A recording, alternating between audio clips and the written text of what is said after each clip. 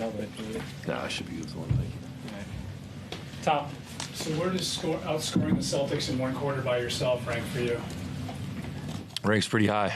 Pretty high, yeah. It was felt good. Fourth quarter, the rim looked really big. Jared was saying when you guys got within 15, you felt like this was possible. Is that how you felt? Yeah, absolutely. We were at a timeout early in the fourth. We were down, I don't know if we were down 13 or 16. And, from that timeout, we came out, hit a few shots, and then I felt like the whole momentum just kind of shifted to us. And from then on, I really didn't look at the score until like the last 3 minutes of the game. And, we were just playing basketball, flowing. It felt good, and we were hitting shots, so it helps. Chris. Hey, Dean. What did Travis say to you after the game? He said he was looking if, basketball didn't work out for me and I wanted to be a backup tight end.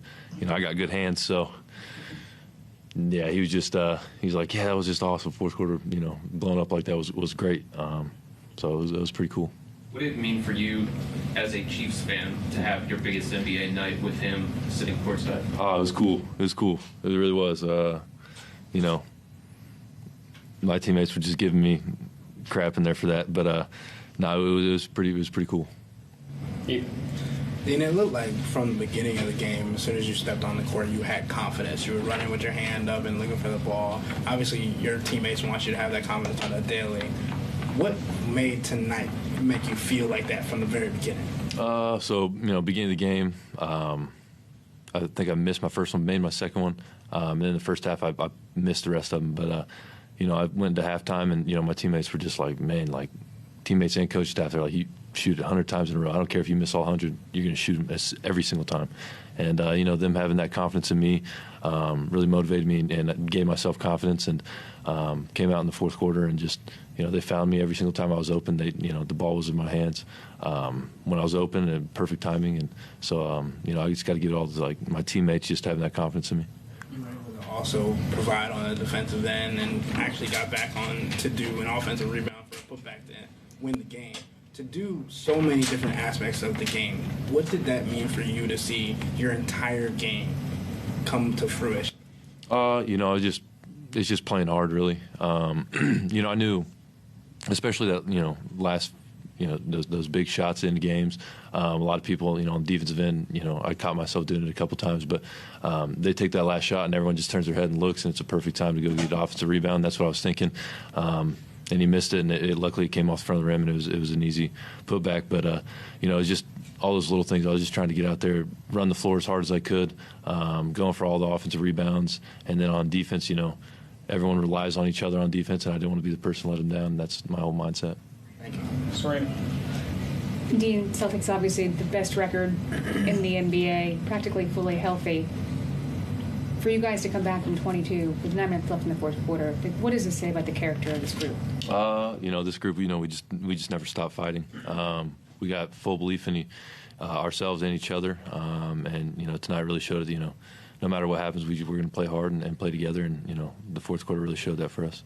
I think you said it was until 3 minutes that you started looking at the score, right? Mm-hmm. At what point though did you realize, like, all right, you guys could have this thing? When that momentum shift happened in the fourth quarter, you're kind of aware of the score, but you're really just kind of in the flow of the game. You're not really worried about anything but making the right play. And, when I looked up there, and I think we were either down 2 or down 4, something like that, I was like, oh, yeah, momentum's on our side. We're playing well right now. Defensively, we're getting stops.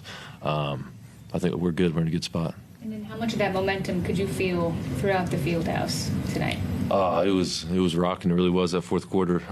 Some shots went down, and that place was jumping. It really was. It was awesome. Crowd was into it, like always. It was just a great energy in the building, really. Joe. So that's the mindset when the momentum starts to turn. What are you thinking when you're down 22 in the fourth?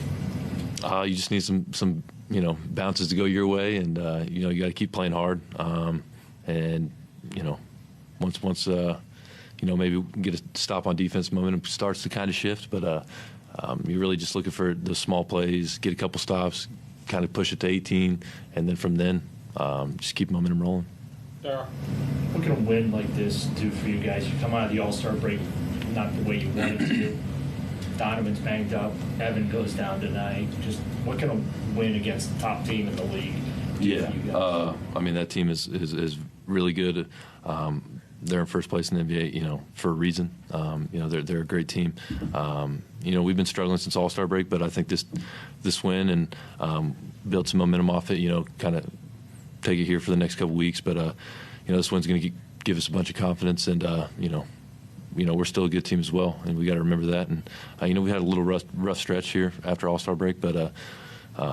Just getting back to the winning, what we were doing earlier in the season, and there's a reason we're second and third in the East right now. So we just got to get back to it, and I think this win is a good stepping stone for us to get back to it.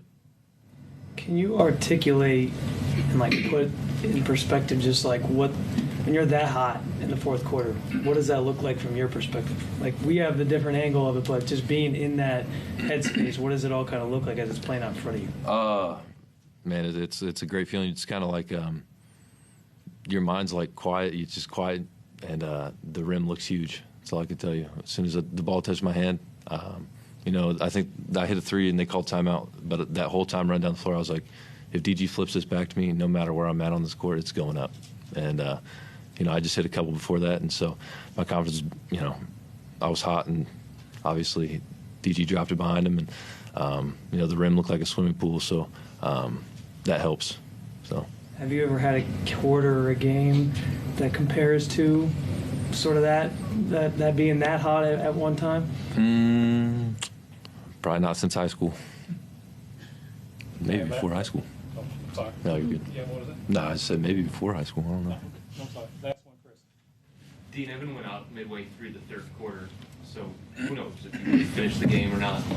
But you did tonight. Was there any mentality once you learned that Evan wasn't going to return to the game that you had to step up, you had to change your approach, you had to be more aggressive, anything along those lines? Is there a correlation there? Obviously, when somebody, an important piece of your team goes down like that, people got to step up and make plays. And I got to give a lot of credit to George. We came out fourth quarter, and he was like, man, empty the clip, man. It doesn't matter. We're not going home with any, if you got your shots, shoot them every time.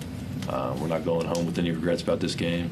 Get them up, and that's what we did. We were just free-flowing. We weren't playing with any worry, really. We were just trying to play for each other, and the momentum was on our side, and we took good shots, and everyone found the ball when it was open, and, we good shots, so that helps. Okay, it's going to wrap the game. Thank you. Have a good night. Thank you, you too.